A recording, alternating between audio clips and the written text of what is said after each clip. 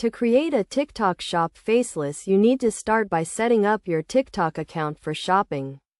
This involves switching to a business or creator account and enabling shopping on your profile. Once you have done this, you can begin creating your faceless content. This can be done by using high-quality product images, or creating your own videos and photos without showing your face. When creating your content, it is essential to focus on the product and use good lighting and editing to make it look appealing. You can also use text overlays and music to enhance the video and make it more engaging.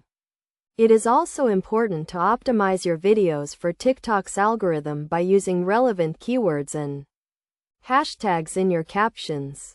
Another key aspect of creating a successful faceless TikTok shop is to build trust with your customers. This can be done by providing detailed product information and reviews, and by responding promptly to any questions or comments.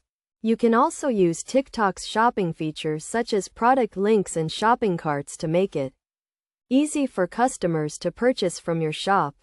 To take your faceless TikTok shop to the next level, you can also use influencer marketing and collaborations to reach a wider audience, and to increase your credibility and trust with potential customers.